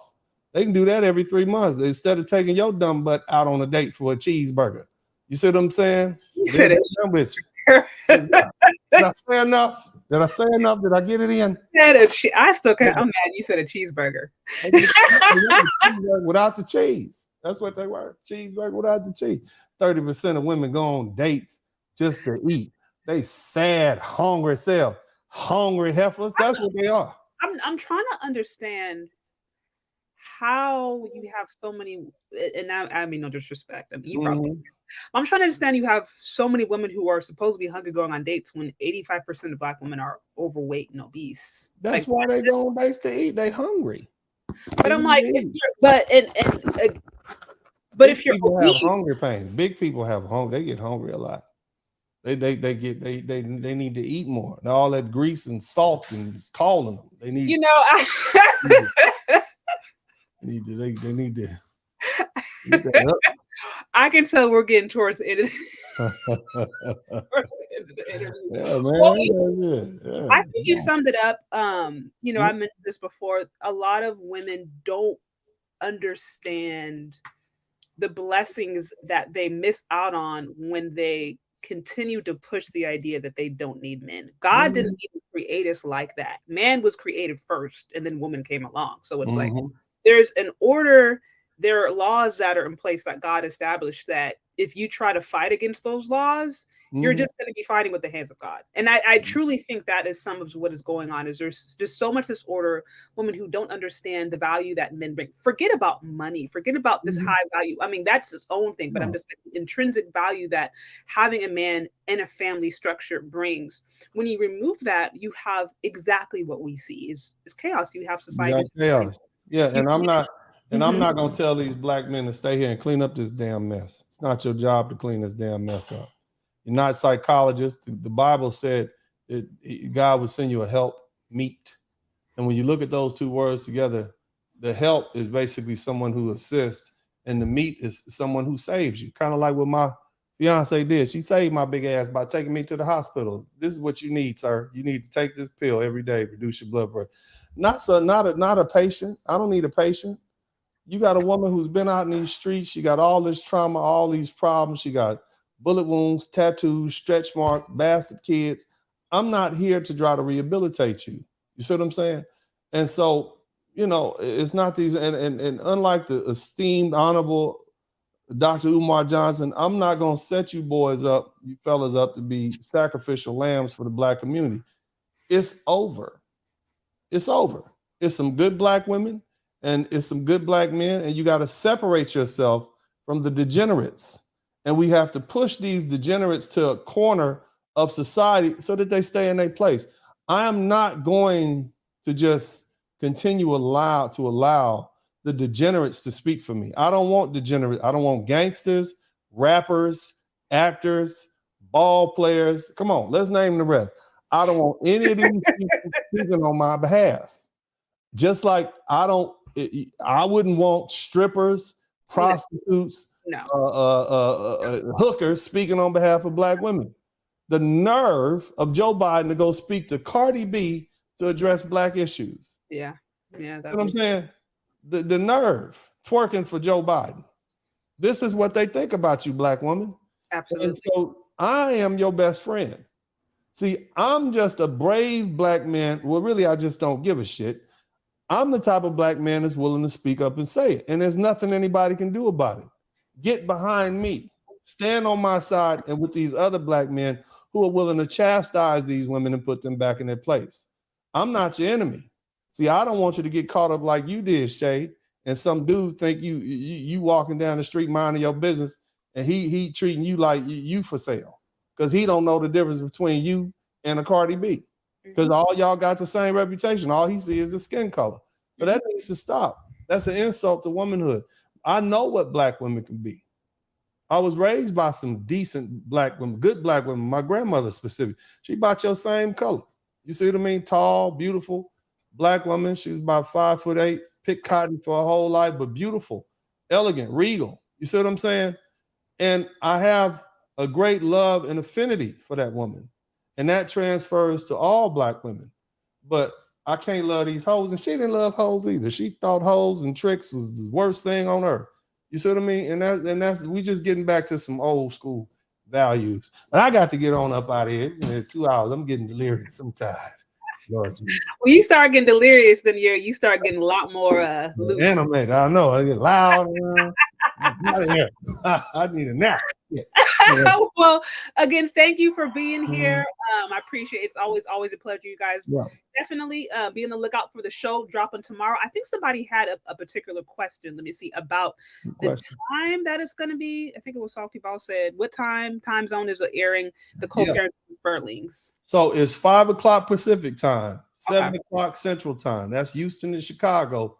East Coast time, New York, Miami. That's going to be 8 o'clock tomorrow. It's free. Watch it, man. We got 16 episodes. You can always watch it on the rerun. Look, please contribute to the look. I'm trying to get that $250,000 back, baby. Okay.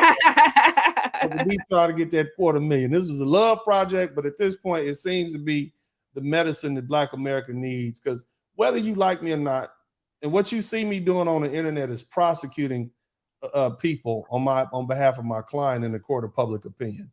That's not necessarily my 24 hours a day, 7 day a week personality. You're going to see me as a father. You're going to see me dealing with neck rolling and all that. You're going to see all that. That'll be fun. But, yeah.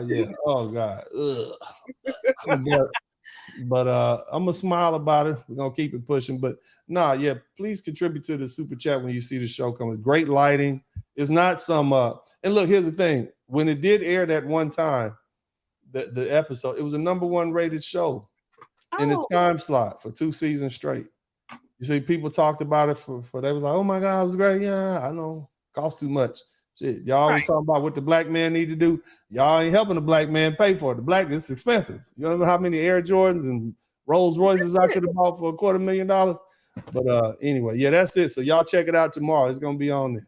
That's real. And to your point, it's like, if Black people want to see a better representation, then they have to support those who are doing it, period. Whether it's people like me, I tell people all the time, it's like, y'all mad at strippers and hoes and all this kind of different stuff. They getting the thousands of dollars. They're the ones. I'm over here like, y'all, can I just get $5 in the super chat? Shout out to y'all. But I'm just saying, it's like, we have to start to value ourselves enough to where we're willing to invest in the things that we want. And I don't think some of us have been taught to do that. So show support to the show if it speaks to you. Show support to those content creators. I was bigging up Bella Riggs, married Black woman, has kids, Christian woman, healthy family values. I want to see one more woman like her getting that support.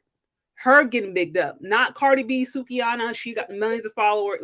So it's like, we do have a part to play to help support those who are getting the message out there, because at the end of the day, it impacts us, whether or not we want to accept that it does. Just think about it like this, and I'm gonna ease on up out of it. Somebody say it's gonna be on Dennis Spurling YouTube or Esquire Entertainment. Just look up Esquire Entertainment or Dennis Spurling. Just basically my channel. But I look at Tyler Perry, all that foolishness and ratchet man dressed in a dress. Y'all made him a billionaire. You see what I mean?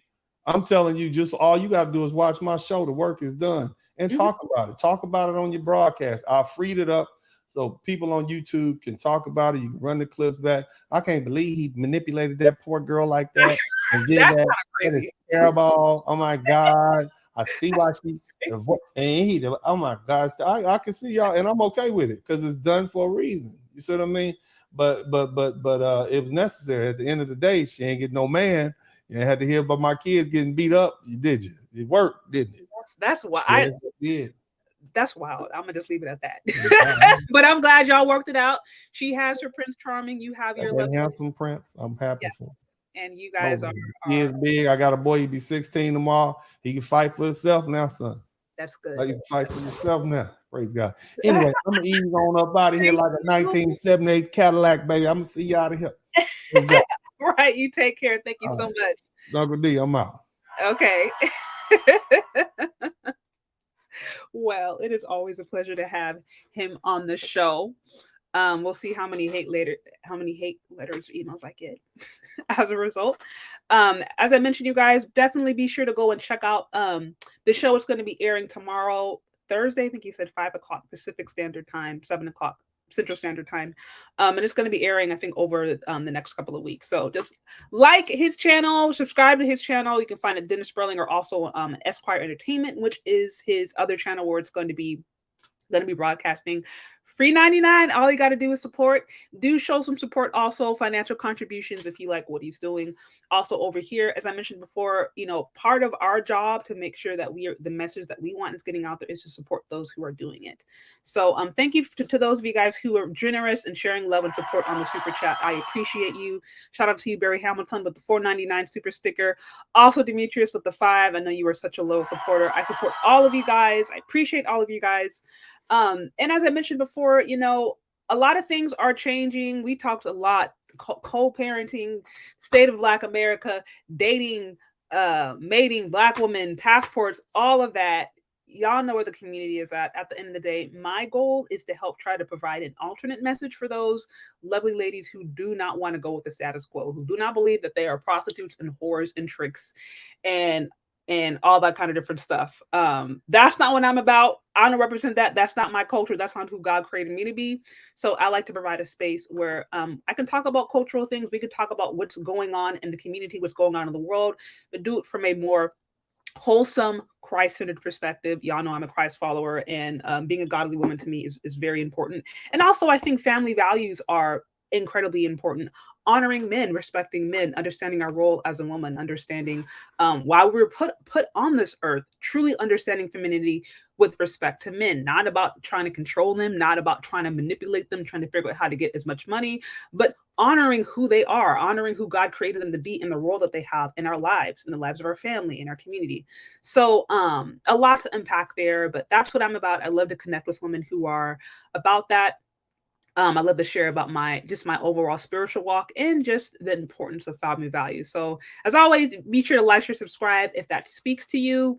I'm trying to think if I got anything else. I think that's what I have for today. This was a fun conversation. Share this with anyone that you think might find it interesting.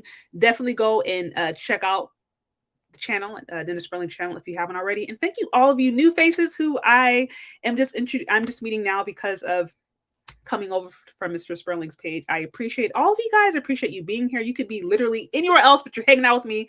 So that means so much. And this was fun. Stay tuned for other upcoming content, other lives, other videos that I'll have dropping. Be sure to subscribe to my channel, hit the notification bell so you are notified each time that I go live. I do have some fun lives coming up. So I want you guys to make sure you don't miss it on that. Anyways, yeah, family values. I'm a big one. Yeah, no, I'm a Christian, definitely. Since I thought that was he was Muslim. You know, I'm a Christian. I think Crimson Cure is Muslim. Family values, I'm big on that. And of course, I have a lot to learn. I do not pretend to be perfect. Let me say that, because everybody and their mom out here talking about they Christian and love God and all that kind of different stuff, and then going on twerking on tables. I don't pretend to be perfect, but I truly believe in actually what that means. Being a Christ follower, trying to being a woman of God, and that means that there's standards that you live by. That means that there's authority that I'm under, and my husband, and pastors. Like and I know that stuff is considered patriarchal and all kind of different stuff, but I'm like, the laws of the universe are set in stone. So that's what we do over here. I appreciate you for showing some support. Appreciate you hanging out. I also talk a lot about issues in the Black community, like today, since I know there is a lot to unpack there. I talk about a lot of it, but this was fun. This was cool. Like I said, I'll have other lives. I'll have other content for you guys. So again, thank you all of you guys who were generous and showed support and just hung out with me for the first time. Be sure to subscribe on the way out, hit the notification bell, and we will talk later. Okay, guys? And also, if you're new, go and binge watch some of my other videos. You can learn more about me, or just look at some other interviews that I've done with Dennis Spurling. We've done, I think, like 3 up to this point, if not 4. There's a couple. So if you are new to this channel for the first time coming over from his channel, you can go back and find other lives that I've done with him, other snippets. or just other collabs I've done in general with people from the manosphere or just other spaces. So a lot you can check out there for free. So anyways, thank you guys for hanging out, and we will talk later. Okay, peace out.